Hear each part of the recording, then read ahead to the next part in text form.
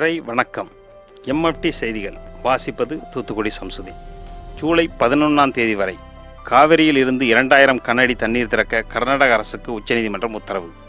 தமிழகத்தில் ஆளும் கட்சியாக உள்ள அதிமுகவில் குற்றவாளியான சசிகலா முக்கிய பதவி வகிக்க தடை கோரி சட்ட பஞ்சாயத்து இயக்கம் உச்சநீதிமன்றத்தில் மனு. சென்னை காவல் ஆணையர் ஜார்ஜ் தலைமை நீதிபதியிடம் மேல்முறையீடு செய்து நேரில் ஆஜராக விலக்கு பெற்றதற்காக வழக்கறிஞர் உயர்நீதிமன்றத்தில் மன்னிப்பு கோரினார்.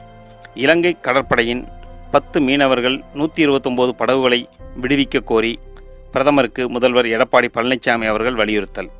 தட்டம்மை ரூபெல்லா நோய் தடுப்பு திட்டம் நிர்ணயிக்கப்பட்ட இலக்கை அடைய நடவடிக்கை எடுக்கப்பட்டுள்ளதாக சட்டசபையில் சுகாதாரத்துறை அமைச்சர் தெரிவித்தார்.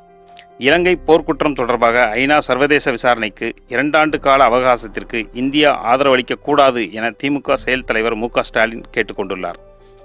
சென்னை ஆர்கே நகர் சட்டமன்ற தொகுதியில் அடுத்த மாதம் 12ஆம் தேதி நடைபெறவுள்ள இடைத்தேர்தலுக்கு வேட்புமனு தாக்கல் செய்ய நாளை மறுநாள் கடைசி நாளாகும்.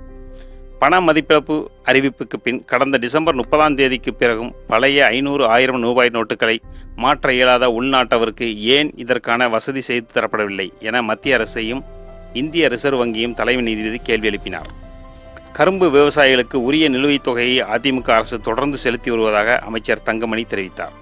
அமெரிக்க அதிபர் தேர்தலில் ட்ரம்ப் வெற்றி பெற்றதற்காக ரஷ்ய அரசு சில முயற்சிகளை மேற்கொண்டதாக வந்துள்ள குற்றச்சாட்டு குறித்து விசாரித்து வருவதாக FBI தெரிவித்துள்ளது.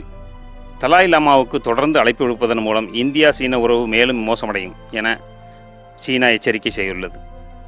சிரியாவில் அமைதி பேச்சுவார்த்தைக்கு அனைத்து தரப்பும் சம்மதம் என ஐநா அறிவிப்பு. வோடஃபோன், ஐடியா மொபைல் நிறுவனங்கள் ஒன்றிணைந்தன. இத்துடன் செய்திகள் நிறைவடைகின்றன. நன்றி, வாழ்த்துக்கள்.